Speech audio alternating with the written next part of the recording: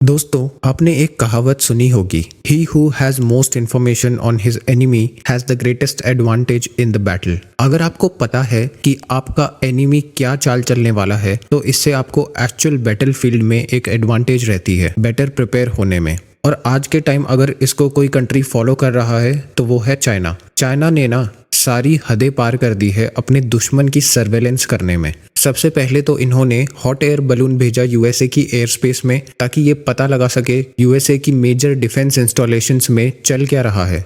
और अब हाल ही में ऐसी रिपोर्ट्स आ रही है कि कुछ चाइनीज बेस्ड कंपनीज और इंडिविजुअल्स हैं जो कि यूएसए के मिलिट्री बेसिस के पास प्रॉपर्टीज खरीद रहे हैं। फॉर एग्जांपल, आप इस मैप में देख सकते हो, ये है यूएसए का लाफ्लिन एयरफोर्स बेस और इसके बिल्कुल साउथ में सुन गुनजिन नाम के इस चाइनीज बिजनेसमैन ने 1,40,000 एकड़ लैंड खरीदा, ये बोल के कि यहाँ पर इसको एक विंड फार्म सेटअप करना है।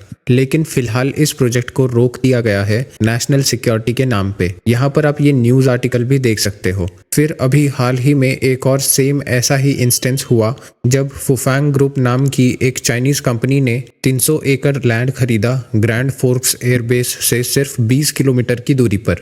अब यहाँ पर आप एक आर्ग्यूमेंट दे सकते हो कि क्या पता जेन्युइनली ये बिजनेसमैन सिर्फ बिजनेस करना चाहते हो। तो देखिए, ऐसा बिल्कुल हो सकता है कि इनकी कोई गलत इंटेंशंस ना हो और ये जेन्युइनली बिजनेस करना चाहते हो। लेकिन given a fact that China is not a democratic country, तो कभी भी चाइना ऐसी कंपनीज को कुछ भी करने के लिए बोल सकती है और फिर इनके पास कोई ऑप्शन नहीं होगा सिवाय चाइनीज गवर्नमेंट का काम करने के। इससे अलग अगर आप पिछले कुछ सालों का डेटा उठाकर देखो तो ये पता चलेगा कि यूएसए में जो उपजाऊ जमीन है जहां किसान खेती करते हैं, वहां पे चाइनीज लोगों की ओनरशिप 20 गुना बढ़ चुकी है और ये हुआ है सिर्फ पिछले 10 सालों के अंदर। और हम पूरे यूएसए में चाइनीज लैंड ओनर्स की बात करें तो आज के टाइम यूएसए में 3,80,000 acres of farm land own करते हैं चाइनीज सिटीजन्स और लगातार ये नंबर्स बढ़ते जा रहे हैं, जो कि एक अलार्मिंग सिचुएशन भी है यूएसए के लिए। अब आप यहाँ पर ये पूछ सकते हो कि क्या चाइना ये सब टैक्टिक्स इंडिया में भी कर रहा है, तो इसका आंसर है जी हाँ, ये सारी टैक्टिक्स चाइना इंडिया में भी कर चुका है। आपको याद होगा गलवान वैली की इंसिडेंट्स के बाद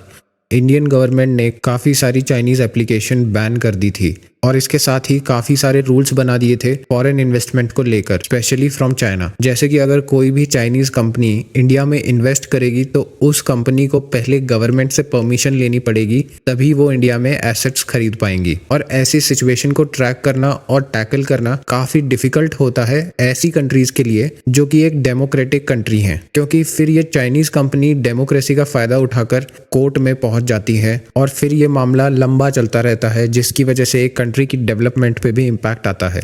तो ऐसी सिचुएशन से निपटने के लिए हमको और भी स्ट्रिक्ट रूल्स बनाने पड़ेंगे। आप क्या सोचते हो इस बारे में, कमेंट करके बताएं। Thank you and have a great day.